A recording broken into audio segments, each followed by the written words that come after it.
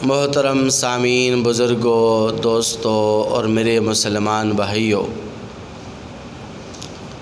آج کی ہماری نشست کا عنوان زکوٰۃ کی فضیلت، اس کی اہمیت اور اس کے فضائل اور مسائل ہیں۔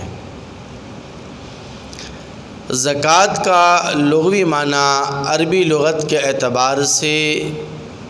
پاک کرنے کے معنی میں آتا ہے، پاکی کے معنی میں ہے۔ اور زکوٰۃ کو زکوٰۃ اس لیے کہتے ہیں کہ زکوٰۃ کی ادائیگی سے زکوٰۃ دینے والے کا مال پاک ہو جاتا ہے، ہر قسم کی علائشوں سے، ہر قسم کی گندگیوں سے اور ہر قسم کی آفات و بلیات سے بھی اس کا مال پاک ہو جاتا ہے، اس لیے زکوٰۃ کو زکوٰۃ کہا جاتا ہے۔ زکوٰۃ یہ دین اسلام کے بنیادی 5 ارکان میں سے انتہائی اہم رکن ہے۔ بنی الاسلام علی 5 شہادت اللہ الہ الا اللہ وان محمد رسول اللہ واقام الصلاۃ وایتاء الزکاۃ وصوم رمضان وحج البیت من استطاع الیہ سبیلا، کہ زکوٰۃ یہ دین اسلام کے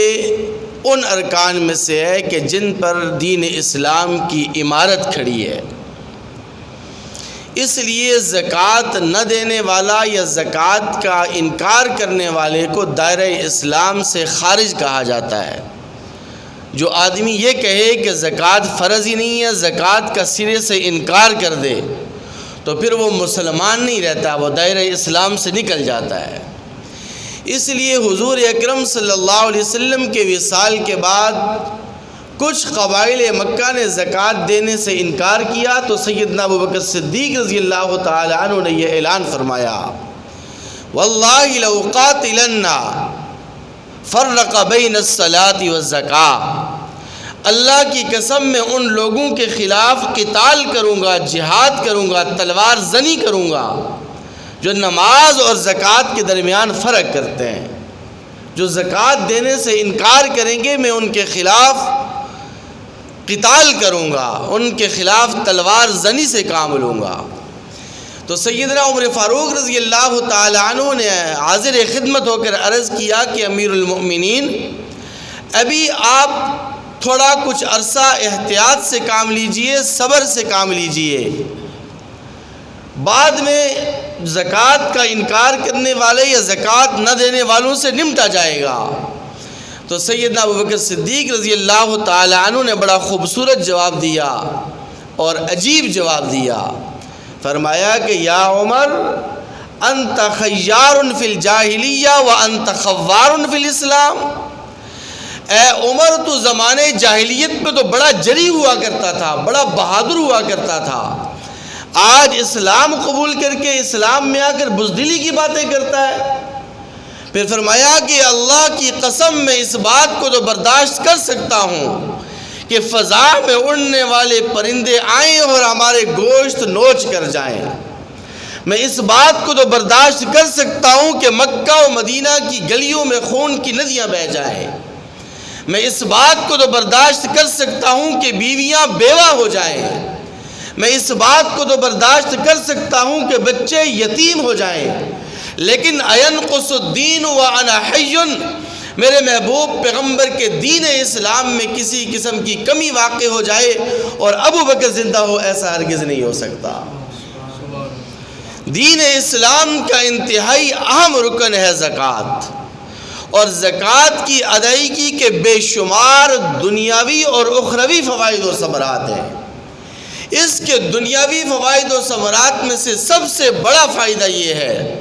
کہ جو آدمی زکوٰۃ ادا کرتا ہے اللہ تعالیٰ اس کے مال کو محفوظ بھی فرما دیتے ہیں اور اللہ تبارک و تعالیٰ اس کے مال میں برکت بھی عطا فرما دیتے ہیں۔ آقا علیہ السلام حتیم کے اندر تشریف فرمائے تو ایک آدمی نے آ کر خبر دی کہ حضور فلاں آدمی کا مال آ رہا تھا، قافلہ آ رہا تھا، اس کا قافلہ لٹ گیا۔ نبی کریم صلی اللہ علیہ وسلم نے لسان نبوت سے ارشاد فرمایا، کہ جو مال جنگل کے اندر لوٹا جاتا ہے یا جو مال سمندر کے اندر ہلاک ہوتا ہے، اس کی سب سے بڑی وجہ یہ ہوتی ہے کہ اس مال کی زکوٰۃ ادا نہیں ہوتی۔ تو ایک نصرانی غیر مسلم نے یہ بات سن لی، تو اس نے ارادہ کیا کہ آئندہ میں اپنے مال کی زکوٰۃ ادا کروں گا۔ اس کی نیت اجر و ثواب کی نہیں تھی، کیونکہ وہ تو کافر تھا، غیر مسلم تھا۔ اس نے اس لیے زکوٰۃ دینا شروع کی کہ میرا مال محفوظ ہو جائے۔ ایک عرصہ گزرا تو اس کا قافلہ کہیں سے آ رہا تھا، اس کو خبر ملی کہ اس کا قافلہ لٹ گیا ہے، تو اس نے اپنے ساتھیوں کو جمع کیا اور جمع کر کے کہنے لگا کہ چلتے ہیں محمد عربی، سب کہہ دیں صلی اللہ علیہ وسلم، ان کے پاس چلتے ہیں۔ معاذ اللہ انہیں جھوٹ بولا ہے، غلط بیانی سے کام لیا ہے۔ حضور نے تو یہ فرمایا، محمد عربی تو یہ فرماتے ہیں کہ جو مال، جس مال کی زکوٰۃ ادا کی جاتی ہے وہ مال محفوظ ہو جاتا ہے، میرا مال کیسے لٹ گیا؟ وہ اپنے ساتھیوں کو لے کر چلا، ابھی بارگاہ نبوت میں حاضر نہیں ہوا تھا کہ وکیل نے خط لکھا اور خط اور پیغام اس کے پاس پہنچ گیا کہ میرا گھوڑا، میرا اونٹ لنگڑا گیا تھا اور میں قافلے سے پیچھے رہ گیا، جس کی وجہ سے آپ کا مال مکمل طور پر محفوظ اور مامون ہے۔ باقی قافلے لوٹائے لیکن مال محفوظ اور مامون ہے۔ اس لیے لسان نبوت سے جو بات سنی جائے،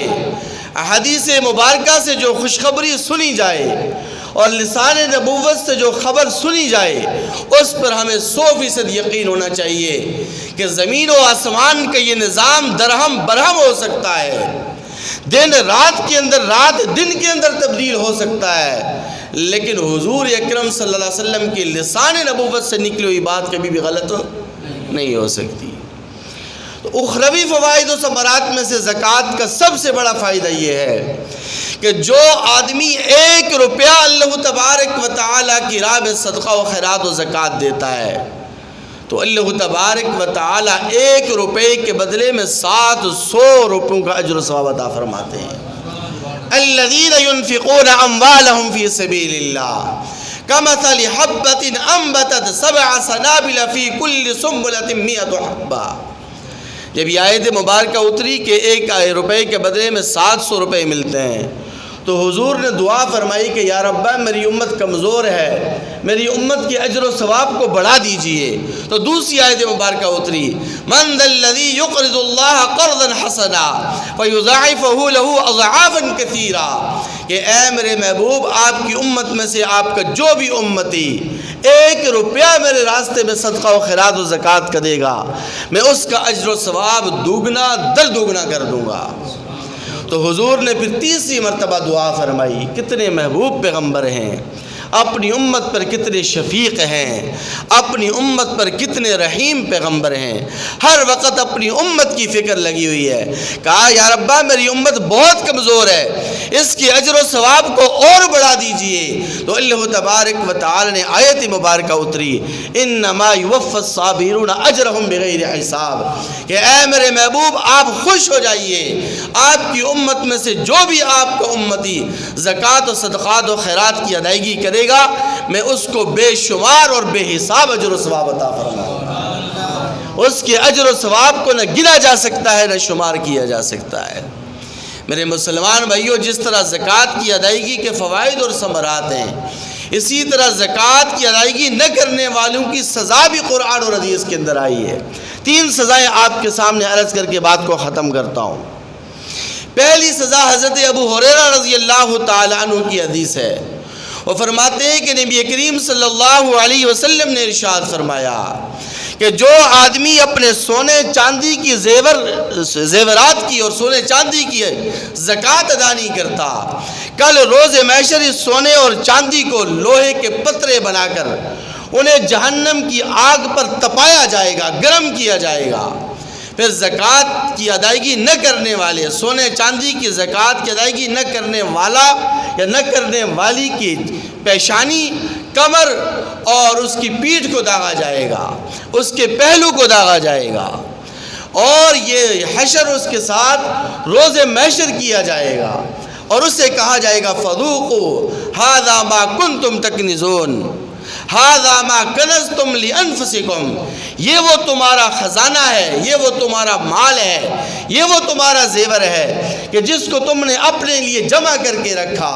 سو اس کا مزہ تم چکھو جس خزانے کو تم نے اپنے لیے جمع کر کے رکھا تھا۔ دوسری سزا وہ بھی حضرت ابو ہریرہ رضی اللہ تعالیٰ عنہ کی حدیث ہے، نبی کریم صلی اللہ علیہ وسلم نے فرمایا کہ جو آدمی اپنے مال تجارت کی زکوٰۃ ادا نہیں کرتا تو اللہ تبارک و تعالی روز محشر اس کے اس مال تجارت کو ایک سانپ کی شکل دے دیں گے۔ وہ سانپ اور اژدہا گنجا ہوگا اور اس کی آنکھوں کے اوپر 2 سیاہ نقطے ہوں گے، اور وہ اژدہا اور وہ سانپ اس کو اپنے دونوں جبڑوں سے پکڑے گا اور پکڑ کر کہے گا کہ یہ وہ تمہارا مال ہے، یہ وہ تمہارا خزانہ ہے جس کو تم دنیا کے اندر جمع کر کے رکھتے تھے اور اس کی زکوٰۃ کی ادائیگی نہیں کرتے تھے۔ تیسری سزا مسلم شریف کے اندر ہے، نبی کریم صلی اللہ علیہ وسلم نے فرمایا کہ جو آدمی اپنے مال مویشیوں کی جانوروں کی زکوٰۃ ادا نہیں کرتا،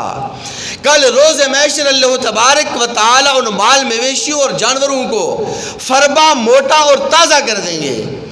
اور جو لوگ زکوٰۃ ادا نہیں کرتے مال مویشیوں کی، تو ان مالداروں کو،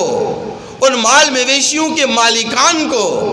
اس چٹیل میدان کے اندر، روز محشر کے چٹیل میدان کے اندر زمین کے اوپر چت لٹایا جائے گا